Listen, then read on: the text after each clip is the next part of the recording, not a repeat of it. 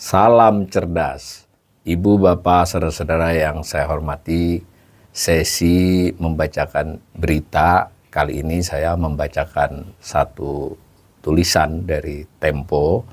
Kebetulan selama beberapa hari ini Tempo, koran Tempo ya maksudnya, itu tempo.co.id itu membuat outlook ekonomi terutama yang saya bacakan, tetapi oleh Tempo disagregasi ya, dipecah-pecah menjadi beberapa outlook sektoral atau topikal tertentu dari ekonomi. Nah, yang pertama saya bacakan ini adalah tulisan pada tanggal 19 Januari 2025 pukul 3 sore, 2 hari yang lalu. Judulnya Outlook 2025, Revitalisasi Industri Manufaktur Setelah Banjir Impor dan Badai PHK. Nah, ada subjudulnya, leadnya, sektor manufaktur diprediksi akan tumbuh stagnan pada tahun ini. Pengusaha berharap gebrakan dari pemerintah. Nah, ditulis pada paragraf pertamanya, sempat babak belur dihajar produk impor hingga badai pemutusan hubungan kerja atau PHK sepanjang 2024 silam, industri manufaktur diprediksi masih akan tumbuh stagnan pada tahun ini. Sejumlah sektor yang semula rentan seperti tekstil dan produk tekstil, ya singkatannya TPT ya, tekstil dan produk tekstil, diperkirakan masih akan tertatih. Paragraf selanjutnya, Tempo mengutip dari Menteri Perindustrian Agus Gumilang Kartasasmita, mengaku telah memetakan sektor-sektor yang berpeluang tinggi menyerap tenaga kerja. Juga sektor-sektor yang kemungkinan tertekan 1 tahun ke depan, tahun 2025 ya. Yang rentan dan memang harus mendapat perhatian itu ada keranjang sendiri, ujar politikus Golkar itu di kantornya Jakarta Senin 6 Januari 2025 lalu. Jadi ini Outlook Tempo ini dia tidak hanya berdasar wawancara pada saat ditulis, tapi juga mereka memiliki stok ya di newsroomnya mungkin komentar atau berita beberapa waktu sebelumnya. Nah, dalam hal ini dia mengutip Menteri Perindustrian yang tanggal 6 Januari, jadi 13 hari sebelum berita ini diturunkan. Lalu Tempo menulis lagi, Badan Pusat Statistik BPS mencatat pertumbuhan industri pengolahan pada triwulan ketiga 2024 sebesar 4,72% secara tahunan. Capaian ini ditopang oleh industri makanan dan minuman yang tumbuh 5,82%, industri logam dasar 12,36%, serta industri barang logam, komputer, barang elektronik, optik, dan peralatan listrik 7,29%. Jadi ini 3 subsektor yang dikutip oleh Tempo berdasar data BPS. Sekedar diketahui, sektor industri itu memiliki 16 subsektor. Tetapi buat pembanding bagi para pemirsa, ini jurnalis Tempo ini mengutipnya adalah pertumbuhan triwulan ketiga. Jadi hanya selama 3 bulan tuh, dari 1 Juli sampai 30 September. Mungkin kalau para pemirsa ini yang ekonom atau sedang belajar ekonomi di kampus, itu mengolahnya idealnya selama 9 bulan ya, bukan triwulan 3 saja, karena ada bias. Kalau di triwulan 3 itu ada seasonalnya, tiap triwulan itu beda-beda. Kalau untuk menduga selama setahun, tapi data belum ada, karena datanya nanti baru keluar bulan Februari, idealnya dibuat 9 bulan, jadi 3 triwulan, bukan 1 triwulan ini. Nah, soalnya bisa sedikit tidak presisi ya. Nah, saya lanjutkan tulisan Tempo. Industri pengolahan masih menjadi kontributor terbesar bagi produk domestik bruto periode ini. Periode yang dimaksud itu triwulan 3 ya, bukan 3 triwulan. Sebesar 19,02%. Angka ini naik dari kontribusinya pada 2023 sebesar 18,67%. Ingat ya, 18,67% itu sepanjang tahun 2023, sedangkan 19,02 ini adalah triwulan ketiga. Nah, dan Tempo mengingatkan sektor ini belum mampu menyamai capaian pada 2002 yang sebesar 32%. Itu tertinggi ya. Kita pernah industri manufaktur atau industri pengolahan itu mencapai 32%. Setelah itu perlahan-lahan terus turun. Dan angka 19,02% yang dikutip Tempo ini pun kalau dari sisi saya itu dengan ditambah 1 triwulan yang sedang berjalan ini itu tidak akan sampai lagi, karena kalau dibuat 9 bulan itu bukan 19,02, di kisaran 18,8 atau 18,9 saja. Saya menduga sampai akhir nanti sekitar 18,75%. Tapi apapun informasi Tempo ini cukup berdasar data ya, jadi kita tetap bisa menalarnya. Nah, kebetulan Tempo ketika membuat Outlook ini meminta komentar saya. Nah, ditulis di sini Ekonom Bright Institute Awali Rizki, saya ya memperkirakan kontribusi industri pengolahan relatif akan bertahan pada tahun ini, maksudnya 2024 dan 2025 gitu. Dan saya dikutip oleh Tempo, dan itu betul perkataan saya, deindustrialisasi masih belum mampu dibalik arahnya menjadi reindustrialisasi. Kan dari porsi 32% itu terhadap total PDB ya, PDB itu terdiri dari 17 sektor, kemudian kalau dibuat subsektornya ya kurang lebih 54 subsektor, khusus industri paling banyak subsektornya, itu industri ini porsinya berkurang-berkurang. Jadi di struktur ekonomi itu perannya mengecil, itu namanya deindustrialisasi. Sedangkan kalau dia meningkat, tentu tidak setahun dua ya, selama 5, 10 tahun, 20 tahun, itu namanya industrialisasi. Sejak zaman Jokowi pertama itu sudah ada pernyataan ingin reindustrialisasi. Bahkan di era SBY juga di RPJMN juga ada disebut-sebut reindustrialisasi. Kan beliau dilantik 2004. Tapi kedua era pemerintahan itu gagal membuat industrialisasi kembali berlangsung. Yang terjadi sebetulnya pada era Soeharto ya. Yang terjadi deindustrialisasi. Maka saya mengatakan ke Tempo, belum ada tanda-tanda reindustrialisasi. Jadi sekalipun ada narasi hilirisasi yang begitu heboh, itu belum mampu mengangkat sektor industri menjadi sektor yang menjadi tulang punggung seperti di masa lampau. Tetap tulang punggung karena 19% itu kurang lebih ya, itu tetap yang terbesar. Tetapi kan jauh dibandingkan 32%. Itu. Kemudian ditulis subjudul tulisan ini, namanya judulnya kilas balik ya. Ada maksudnya Tempo akan mencoba kilas balik karena dia mau outlook ke depan, lalu ada kilas balik. Awan gelap membayangi sektor manufaktur selama setengah tahun ke belakang. Jadi ke belakang di selama 2024. Per Juli 2024, Purchasing Managers Index atau PMI Manufaktur Indonesia mencatatkan kontraksi atau poin di bawah 50 selama 5 bulan beruntun. Juli, Agustus, September, Oktober, dan November, baru Desember ini rebound ya. Tapi 5 bulan itu rekor itu. Di PMI yang dikutip ini adalah PMI dari sebuah lembaga riset ya, lembaga quant sekaligus lembaga riset, lembaga perating, SNP ya. Memang itu paling sering dikutip. Kalau di bawah 50% itu artinya sektor industri tidak ekspansif gitu. Maka ya wajar kalau pertumbuhannya tidak bisa tinggi di bawah pertumbuhan ekonomi, dan porsinya tadi ya landai, bertahan di porsi 18,7 sampai 19,0 ya.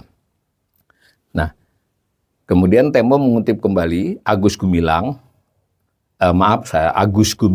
Menteri, berulang kali menuding kebijakan yang permisif terhadap produk impor merupakan biang keladi keterpurukan sektor manufaktur.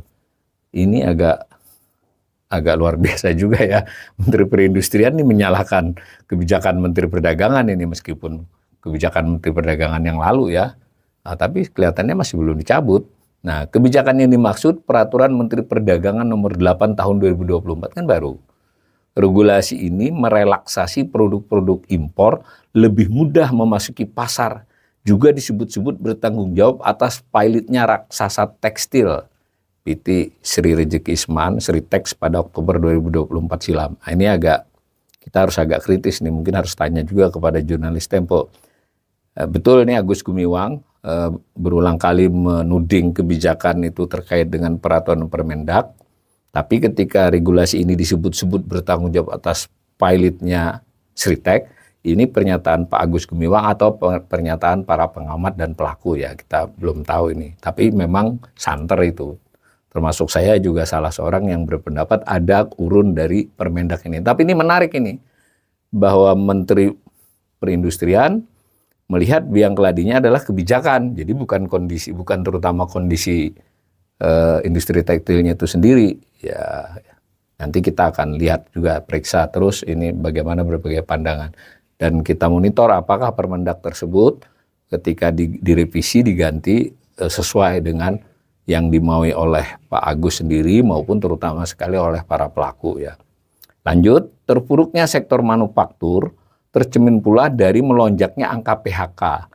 Kementerian Tenaga Kerja mencatat 52.993 tenaga kerja mengalami PHK per 1 Oktober 2024. Nah, sektor manufaktur itu menyumbang hampir separuhnya, 24.000 nih. Di akhir tahun, Wakil Menteri Ketenagakerjaan Emmanuel Ebenezer memperkirakan angka PHK mencapai 80.000 tenaga kerja. Ini tetapi angka PHK ini kan adalah angka PHK yang dilaporkan dan di sektor formal ya, kita harus tahu juga. Nah, lanjut, dalam protes yang tak putus-putus, pengusaha mendesak pemerintah mencabut aturan impor yang memuluskan akses sekitar 26.000 kontainer di pelabuhan itu. Jadi ini kasus tekstil ya. Nah, Kementerian Perdagangan belakangan berjanji akan meninjau aturan itu. Meski Zulkifli Hasan, menteri yang menjabat saat aturan ini dikeluarkan, jadi kan Menteri Perdagangannya waktu mengeluarkannya orangnya masih ada meskipun lain jabatan ya, berulang kali mengatakan hanya ketiban sampur. Ini Tempo ini memang khas ya kalau memberitakan ini. Saat ratas membahas dan menandatangani belet ini, ia sedang berada di Peru. Ini menarik kan ya, Pak Julhas waktu itu Menteri Perdagangan, sekarang kan Menteri Pangan ya. Jadi dia ketika terjadi kasus Ritek dan dituduhkan karena Permendak yang tanda tangan dia bilang dia hanya tanda tangan, putusannya itu pada waktu dia tidak ada gitu di rapat terbatas kabinet. Ya, itu informasi dari Tempo ini membuat kita makin mencoba ya melototi gimana sih sebetulnya pengambilan keputusan pemerintahan itu. Subjudul lagi, yang potensial dan yang tertekan. Tempo melaporkan ya, berkaca dari capaian tahun lalu, Kementerian Perindustrian memproyeksikan sektor-sektor penyerap banyak tenaga kerja setahun mendatang, maksudnya 2025 ini, dan sektor-sektor yang masih akan tertekan. Sektor-sektor yang diklaim akan moncer yaitu makanan minuman, farmasi, elektronik, serta reparasi dan pemasangan mesin peralatan. Sedang yang mengalami tekanan itu tekstil, pakaian jadi, kayu dan barang dari kayu, furniture, karet dan plastik, mesin dan perlengkapan, serta otomotif. Nah, kemudian ditulis juga Dirjen Industri Agro Kementerian Perindustrian, Putu Juli Ardika menjelaskan, TPT masih menjumpai masalah menahun, yaitu tekanan produk-produk impor. Impor lagi nih yang disalahkannya. Sedangkan di pasar ekspor, kondisi global masih belum membaik. Ihwal pasar global yang dihadapi subsektor furniture, itu juga ada masalah ya. Pasar-pasar tradisional kita di Eropa dan Amerika masih wait and see, belum begitu bagus. Kami sudah mencari alternatif di India, Timur Tengah, dan di ASEAN, ujar Putu pada Senin 6 Januari. Lalu dilaporkan juga oleh Tempo, karet dan plastik diakui Putu masih memiliki harga bahan baku tinggi yang mengakibatkan daya saingnya turun. Ini karet dan plastik bahan bakunya tinggi katanya ini. Sedangkan industri mesin dan perlengkapan memiliki investasi yang bagus. Tapi industri mesin dalam negeri ini masih harus berusaha mengisi kesempatan investasi tersebut. Kendati ekspor cukup baik, industri otomotif masih menghadapi masalah klise penurunan daya beli di dalam negeri. Nah, lalu Tempo mengutip saya lagi, Awalil bersepakat peluang terbesar industri pengolahan ada di industri makanan dan minuman. Nah, mengutip saya ini dia, tak hanya diberkahi pasar domestik yang sangat besar, peluang meningkatkan ekspor masih terbuka. Sayangnya, ujar Awalil, peran pemerintah dan kebijakan belum signifikan. Perhatian pemerintah lebih banyak ditujukan kepada korporasi-korporasi besar alih-alih UMKM. Ini sedikit saya klarifikasi ya, bahkan saya menganggap terhadap korporasi besar terkait makanan dan minuman pun kurang perhatian pemerintah. Jadi kayak dilepas saja.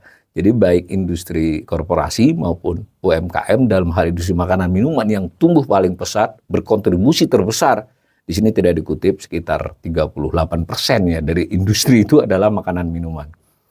Nah itu tidak ya ibaratnya dibiarkan saja oleh pemerintah. Itu sebenarnya kalau didorong dia bisa ekspor, meningkatkan ekspor, sudah bisa ekspor ya. Nah, kemudian dia ngutip saya lagi, kesulitan terbesar dihadapi oleh tekstil dan pakaian jadi. Untuk tetap bisa tumbuh, awalnya mengatakan subsektor ini masih memerlukan bantuan pemerintah. Ia memprediksi terjangan impor termasuk yang ilegal. Jadi saya sama juga melihat impor itu tantangan serius ya buat tekstil dan produk tekstil. Makin besar tahun ini. Mengapa? Dia ngutip saya, karena ada produksi di Cina terutama, lalu di Cina bukan terutama ya, lalu ada proteksi pasar Amerika Serikat yang diduga akan menguat oleh Donald Trump. Cina otomatis akan mencari pasar baru atau menambah volume seperti Indonesia untuk pasar barunya dari overproduksi yang tertahan di pasar-pasar Amerika. Kira-kira begitu. Dan ilegal ini para pemirsa harus paham ya, tidak harus selalu diselundupkan secara konvensional begitu. Kuat dugaan misalnya adalah dalam bentuk dokumen ya. Jadi misalnya datang 1.000 tercatatnya 500. Tentu ini adalah dugaan karena saya beberapa kali juga menjadi narasumber yang ada para pelakunya. Nah, lalu ditulis lagi oleh Tempo, Gita Wiraswasta, Ketua Umum Asosiasi Produsen Serat dan Benang Filamen Indonesia, ini pelaku ya, mengatakan tren industri TPT sampai tahun ini belum berubah. Menurut dia belum berubah. 3 pabrik bahkan mengaku sudah ancang-ancang melakukan PHK bulan depan. Ini Januari ya, berarti Februari. Menurut dia kondisi hanya dapat berubah jika pemerintah mengambil gebrakan untuk merevisi aturan impor yang kontroversial itu. Jadi dan membenahi jalur masuk impor. Jadi ini kelihatannya revisinya belum jelas nih. Nah, Tempo menurunkan lagi subjudul lain agar memacu daya saing. Kepala Pusat Industri Perdagangan dan Investasi dari Indep, jadi ini ekonom, Andri Satrionugroho menilai baik buruk nasib industri manufaktur bergantung kepada nyali pemerintah. Berani nggak mengeluarkan kebijakan pro industri atau tidak? Menurut dia begitu. Pasalnya saat ini masih banyak kebijaksanaan yang justru melemahkan kinerja industri. Dia mencontohkan, industri harus menanggung biaya produksi yang besar lantaran belum adanya kebijakan insentif harga gas bumi tertentu HGBT ya, yang $6 per MMBTU itu sudah berakhir Desember. Ini sudah 19 Januari, belum diperpanjang, belum jelas juga siapa saja yang berhak memperolehnya. Kanal ini sudah pernah membacakan beritanya. Jadi akibatnya industri masih menanggung biaya produksi yang besar. Ini contoh dari Andre, salah satu. Ia juga menyinggung pasar domestik yang belum dijamin oleh pemerintah. Gempuran impor baik legal maupun ilegal. Jadi ini sudah jadi kayak kesepakatan ya para ekonom dan para pelaku ini sama pendapatnya tentang hal ini. Jadi impor, pemerintah harus memperkuat pasar dulu, baru bisa bicara yang lain. Gitu kata Andre dari ekonom Indep ini. Dari sisi inflasi, pengamanan pasar dalam negeri berpotensi menimbulkan kenaikan harga. Tapi menurut Andre mau tidak mau ini harga yang harus dibayar untuk meningkatkan kinerja industri dan serapan tenaga kerja. Jadi ada toleransi inflasi tertentu akibat berbagai hal ya. Nah, dikutip lagi Retma, sepakat kalangan pengusaha tidak bisa berbuat apa-apa. Jadi pelaku ini ya, tanpa adanya pasar domestik. Sayangnya pemerintah selama ini kerap menghembuskan angin surga, ikhwal penyuntikan berbagai insentif. Padahal, ujar dia, insentif sebesar apapun tak berpengaruh selama pabrik tak menjual produknya. Jadi ini pasar dan pasar, kira-kira begitu ya. Kalau jual saja susah, bagaimana bisa dapat profit? Nah, kita bisa membayangkan ya, mimik beliau ini menjawab pertanyaan Tempo.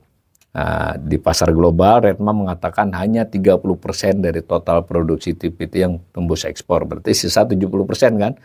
Tapi ia memprediksi ini akan turun lagi seiring kondisi geopolitik dan penurunan utilisasi yang tak kunjung berujung gitu. Kira-kira gitu. Tahun lalu subsektor tekstil khusus pada kain dan benang tumbuh hanya 3,32%. Sedangkan pakaian jadi tumbuh 4,62%. Dikutip lagi nih Dirjen Reni Yanita, Dirjen Industri Kecil Menengah dan Aneka Kementerian Perindustrian. kecilnya angka ini disebabkan banyak produsen pakaian jadi berlokasi di kawasan berikat itu menurut dia. Walhasil mereka tak perlu memasok kain dan benang dari produsen lokal. Jadi nah ini yang dimaksud juga ya, artinya perkara memang butuh kawasan berikat dan sebagainya, ini kan konsistensi, kemudian sinkronisasi antar kebijakan ini kan penting. Jadi Tempo ini menggambarkan ini menurut saya dengan mengutip pelaku, mengutip ekonom, cukup bagus buat kita memahami industri manufaktur itu seperti ini kondisinya. Lebih khusus lagi TPT ya, saya tidak bacakan terus sampai selesai, tapi prinsipnya sekali lagi harus ada semangat merevisi Permendak nomor 8 tahun 2024. Tapi menurut saya tidak hanya soal revisinya seperti apa? Harus mendengar dari para pelaku, harus mendengar dari para pengamat, juga melihat kajian-kajian tentang tantangan-tantangan yang akan terjadi maupun masalah-masalah yang sudah terjadi. Tetapi dari keseluruhan outlook Tempo tentang manufaktur ini, kelihatannya industri manufaktur belum menjanjikan di tahun 2025 ini.